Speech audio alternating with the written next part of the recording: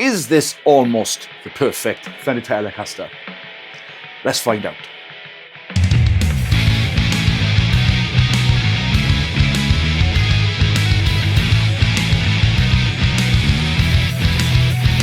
Joe Strummer's 1966 Telecaster has become a punk rock icon. He acquired it in 1975 with money he got from a marriage of convenience, and he used it up until 2002 in 3 different projects up until his passing. Fender have reissued this type of Joe Strummer Telecaster a few times in different price points. This one is a 2022 built in Mexico, or made in Mexico, Fender Telecaster Joe Strummer. The only real signature appointments it's got are the Joe Strummer neck plate and the paint job, but we will get to the paint job.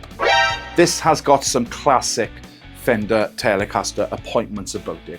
We have got the vintage style tuners. We have got a C profile neck with a rosewood fingerboard. 7.25 inch radius on the fretboard, but it feels nice. It doesn't feel too rounded. It's got a vintage style bridge with the 6 individual saddles, ashtray type thing, Fender stamped on the inside, string through body, master volume, master tone, 3-way selector like every good Telecaster. Bone nut. The frets on this are a vintage style fret. They feel really small but still really, really nice. And it's also got a vintage style 60s hot Tele pickups in the bridge and the neck. And this thing has got cleans and punk rock tones in spades. So let's have a listen. Okay, full disclosure, I've had to redo some of the tone demos because I accidentally deleted the tone demos. So these are new clothes. Yeah.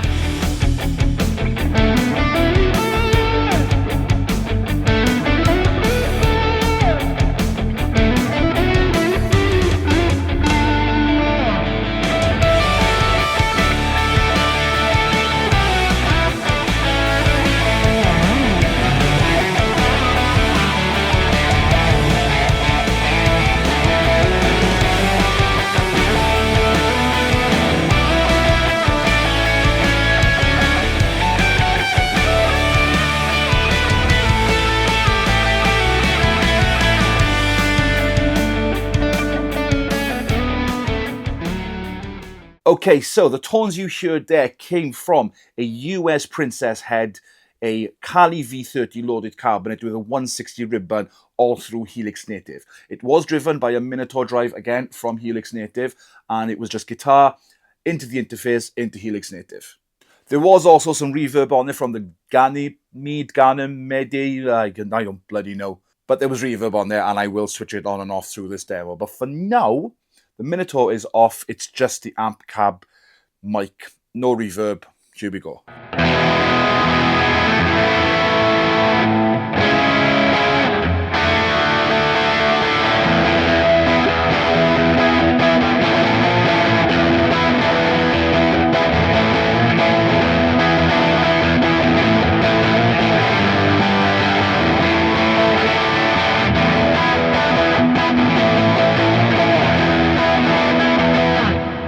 Clean it up just a little bit. That was the bridge pickup, by the way. I'm just going to take the volume down a little bit. So the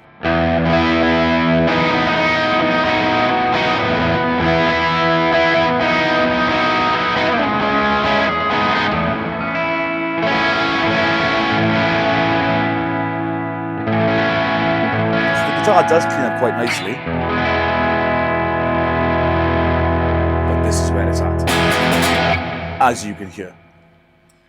Middle position.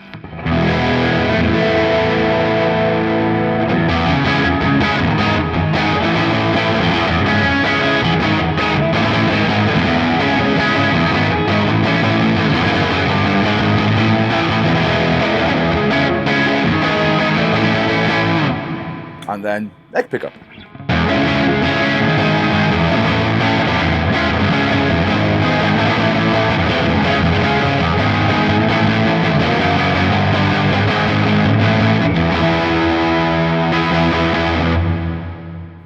That's about it, really. Nah, I'm just kidding. Here's a bit of overdrive on top of that from the Minotaur. Okay, here is the Minotaur into the same amp, same cab, mic. Yes, just Telecaster, bridge pickup, here we go.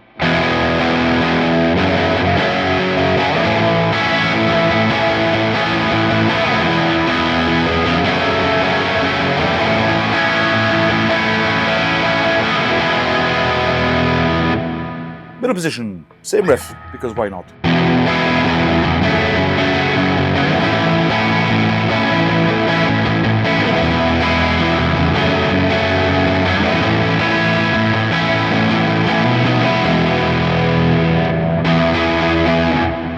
And neck.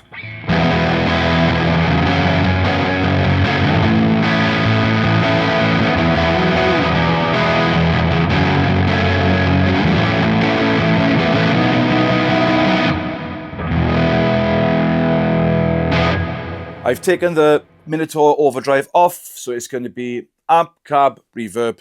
Beautiful.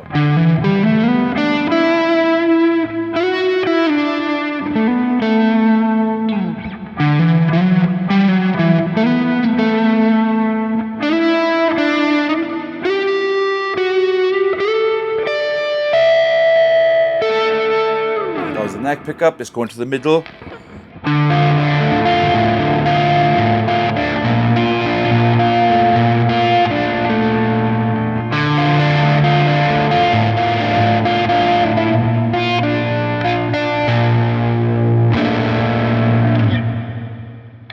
Bridge. Ooh, Usher V.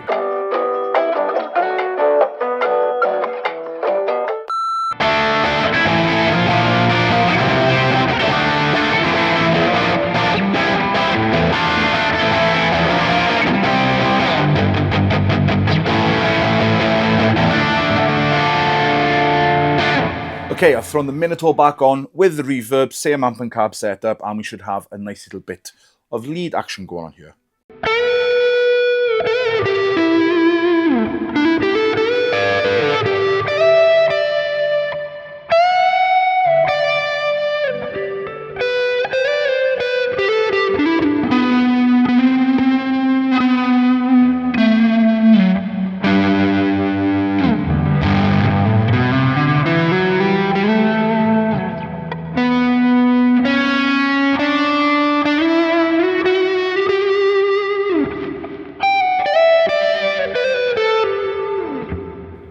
Bloody like that.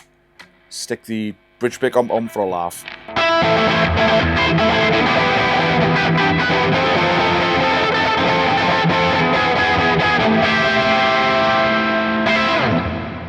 Anyway, those are the tones.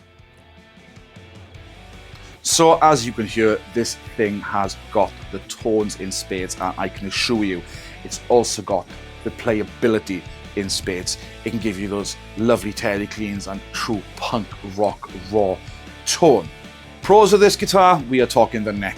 I am going to look for a guitar with this neck myself. This is actually on loan from my friend Callie, so he's going to want it back. So the search for a neck with a fretboard like this is going to be on the cards very, very soon, and I might just replace my Telecaster over there with a neck like this.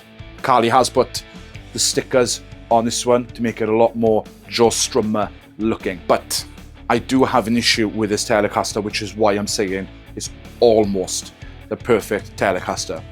See, I've owned Fender Road 1 guitars before. My favourite of all was a 1972 Fender Road 1 Telecaster in white. It had the nice big 70s headstock on it, which I'm actually a massive fan of. And the relic in on that wasn't bad at all. It was actually quite good considering the sort of guitar it was. Mexican made, wasn't very, very expensive when it first came out. And the relic was great. The dings were fantastic. The paint job where the relic was, it just worked. It was great. The dings on this guitar do look and feel quite authentic when it comes to the relic aspect. It's got some obvious ones. I'm not sure how true these dings are to Joe Strummer's original Telecaster. You can see there's another ding there and the paint is all worn away. But that does bring me to the paint job, which is where this guitar falls down. Obviously, if you want a guitar, you want it to look cool. Brilliant, it looks cool.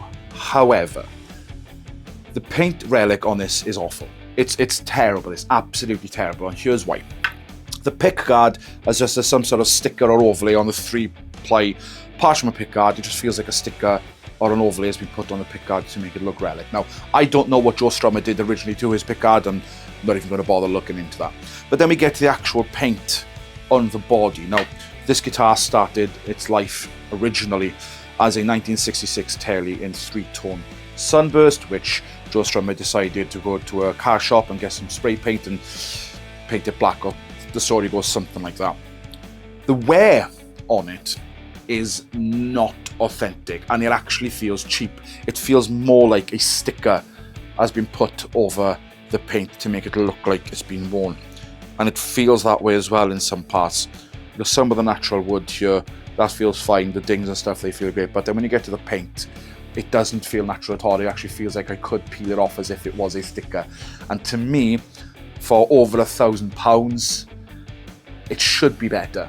It really should be better. Considering I paid about £300 for that Telecaster there, the wear on it is really quite authentic by comparison to this. Now, I'm not sure if it's a nitro finish, and I'm not sure if the neck is nitro. I think it is. I'll have to double check. I'll put it here to let you know if it's a yay or nay on that one. So there's going to be a cost factor there. So maybe they skimped on the paint job a little bit because of the cost factor. I'm not sure, but I'm not overly impressed. If it was not for the paint job and the bad wear on this thing, it would be near enough the perfect Telecaster for me, and I would look to get one of these exact things. I might have even made Carly an offer for it, which he would have refused, but hey, feels absolutely fantastic, sounds absolutely fantastic, but for me, someone who's got to like the look of a guitar as well, this ain't it.